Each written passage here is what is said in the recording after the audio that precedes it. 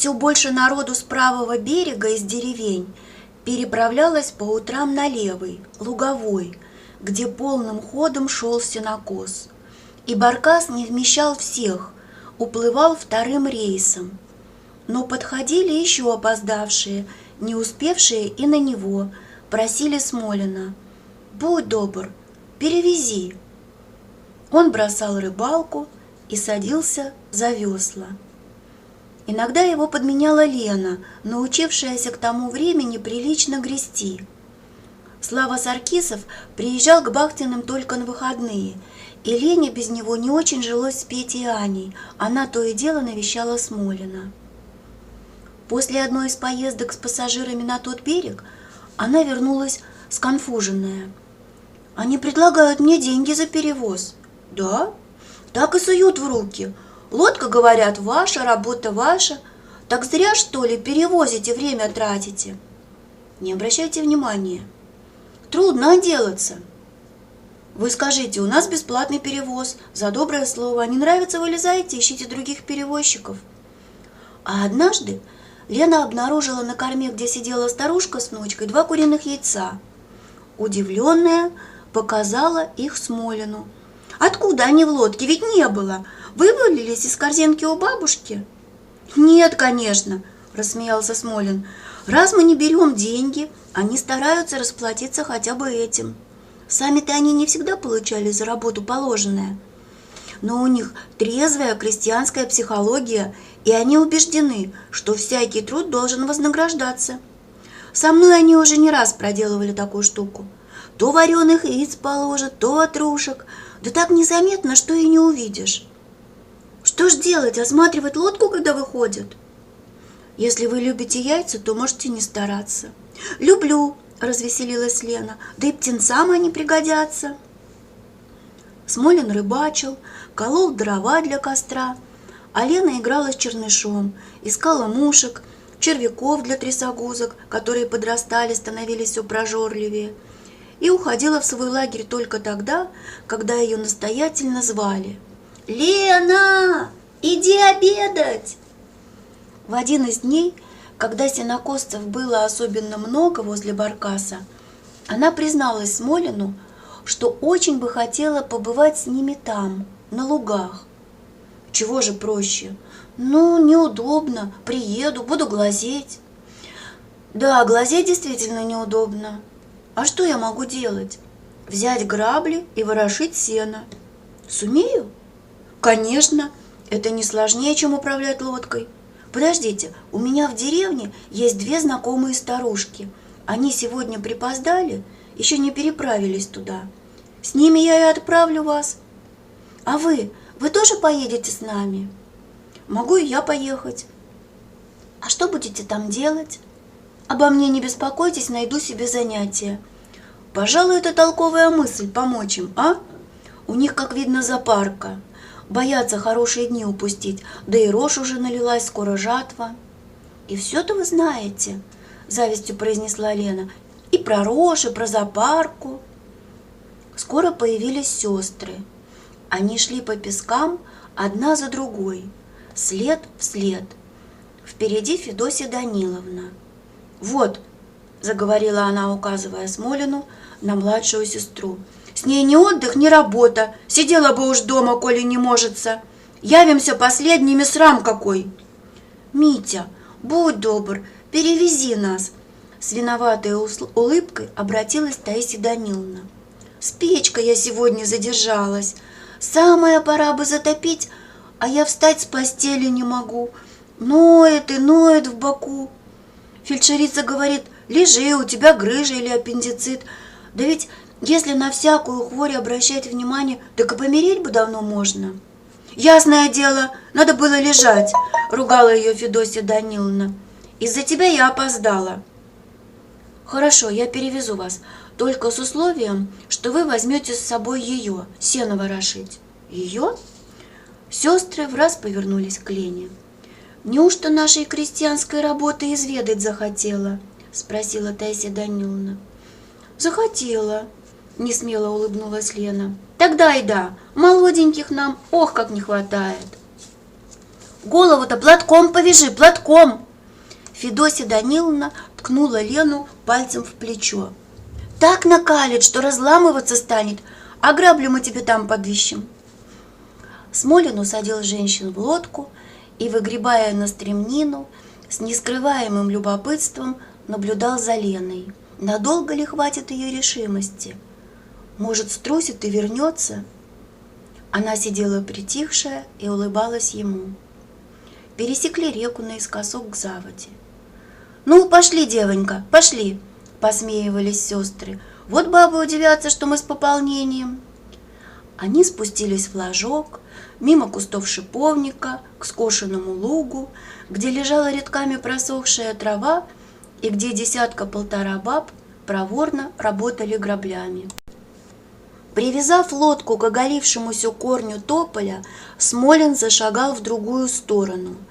Там метали стога. Тарахтел трактор, подвозивший сено. Высоко вздымались вилы, и бригадир, тот самый, что по утрам первым появляется у баркаса, потный, с выбившейся из-под брюк сатиновой рубахи, суетился, обчесывая граблями с боков почти уже сметанный стог.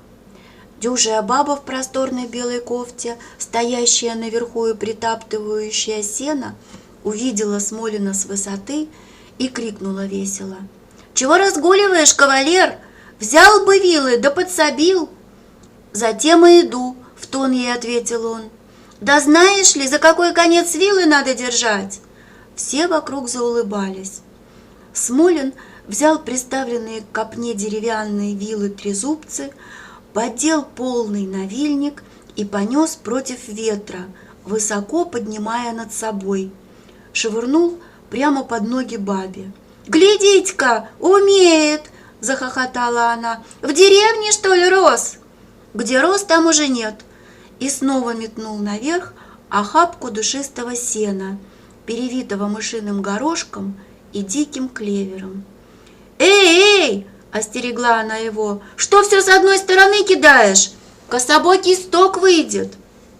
«А ты расправляй!» — крикнул ей бригадир и, подойдя к Смолину, протянул ему горячую шершавую ладонь.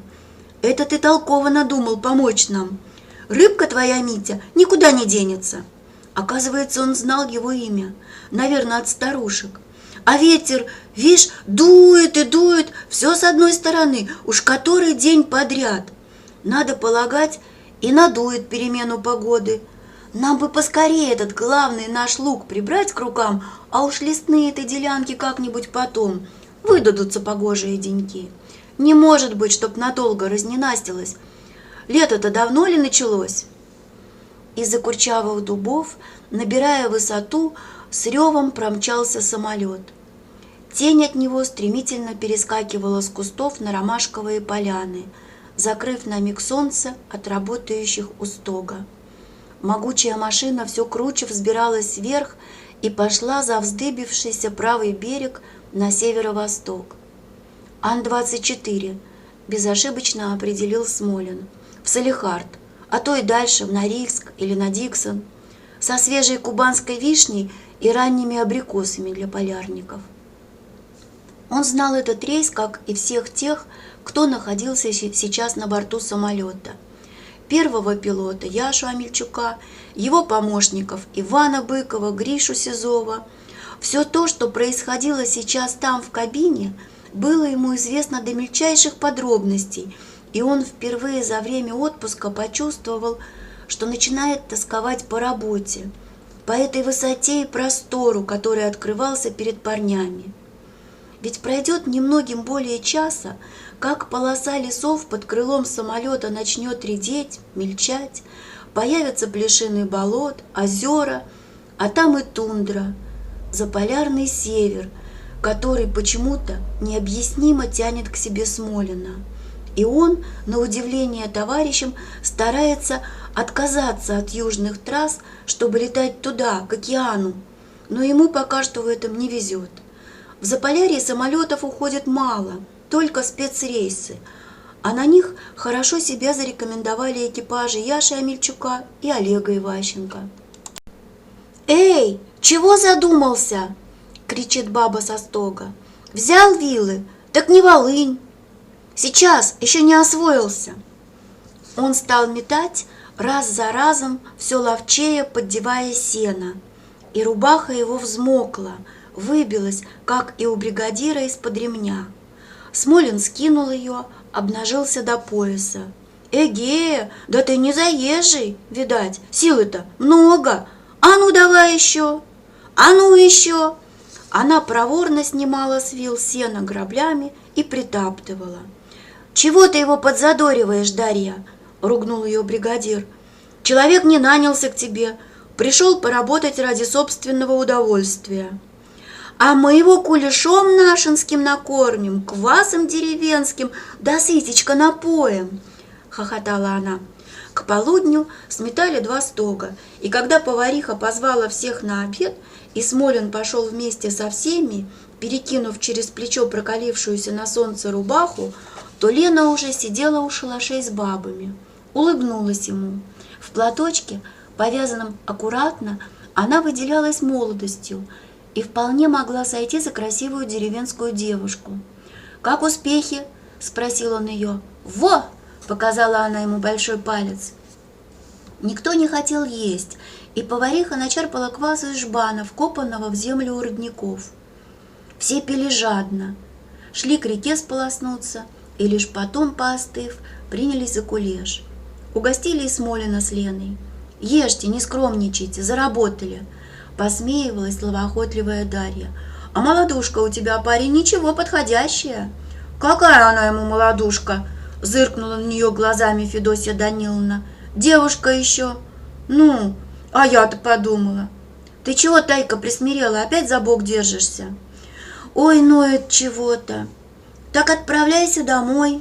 «Нет, перетерплю, может, и отпустит», — морщась от боли, отвечала Таисия Даниловна. «Гляди, баба, на износ работаешь. Помнишь, как нога нарывала в колени, и хирург грозился отрезать, если будешь ногу натружать?» «Так ведь прошло, и сейчас, даст Бог, пройдет», — оживилась Таисия Даниловна. «Хорошо, коли пройдет». Бригадир, его все звали Алексеичем, подсел к Смолину и взял папиросу из его пачки. «Да, молодых нам надо бы. Ох, как надо!» Неумело размял в жестких пальцах папиросу. «Такой ли прежде был сенокос? На лугах народу, как на гулянье, да все нарядные, веселые, и таких, как ты, скажем, как она, полным-полно. Потому и делалось все играючи, без натуги да брани. Я и сам был в ту пору молодым, твоих лет. Да шутка, помнишь ли то время?» «Как не помню, не одряхлела еще, чтобы позабыть», — отозвалась Дарья. «Теперь, конечно, все техника», — продолжал бригадир. «Да ведь не всякую работу машина может сделать. Вот и стога мечем вручную, и сено ворошим. На полях-то она техника, уровень держит, соответствует. А здесь малость поотстала. Придет и сюда, изобретут что-нибудь». «Изобретут, разве я сомневаюсь? И все-таки прежние сенокосы, как ранее, до войны было, жалко. Народу-то что, с гармониями понаедут. Молодежь днем робит, ночью песни поет, пляшет. И никакой усталости, потому что для здоровья эта сенокосная работа очень пользительная. С жатвой никак не сравнишь. И я бы ее, пусть моя воля, такой и оставил, чтобы все вручную, косами да граблями. Только чтобы народу побольше выходило, из деревень ли, из городов ли, чтобы все от мала до велика это дело знали и любили, потому что никакой курорт с этой сенокосной работой не сравнишь. Вот как я ее понимаю». Из-за реки донеслись голоса, мужской и женский. Это Петя и Аня, потерявшие Лену, искали ее. «Лена!» — неслось над рекой. «Вас!» — сказал Смолин. «Слышу». Она, видимо, сердилась на них и не спешила откликнуться. Смолин поднялся и пошел к берегу, чтобы успокоить их. Тогда и Лена побежала за ним. Петя с Аней, не на шутку встревоженные, ходили по песчаной косе, разыскивая Лену, глядели в воду, не утонула ли во время купания. Обследовали и лагерь Смолина, осмотрев даже палатку. «Лена! Да здесь, я здесь!» – не выдержала Лена. Они обрадовались, увидев ее. «Что вы там делаете?» – спросил Петя, сложив руки рупором. «Сено убирать помогаем». «Сено?» – наступила пауза. «Чего же нас не позвали? Могли бы и сами догадаться». Петя с Аней посовещались. «А как же обед? Ведь ты голодная, сытая. Меня здесь накормили кулешом. Знаете, что такое? Пальчики оближешь. И квас я пила. Такой квас вам и не снился. Перевезите нас к себе». «Зачем? Мы тоже поможем сенокосцам». «А я думала кулеша и квасу отведать». Петя поднял руку и погрозил Лене кулаком. «Ладно, уж так и быть, перевезем», – милостливо согласилась она. «А что за перевоз дадите?» Глаза ее озорно блеснули. «Чтоб с каждого человека по вареному яйцу и ватрушке». «Ленка, не дури, отчаливай». «Отчаливаю». Она оттолкнула лодку и вставила весла в уключины. «А вы прихватите с собой черныша и птенцов, они давно не кормлены».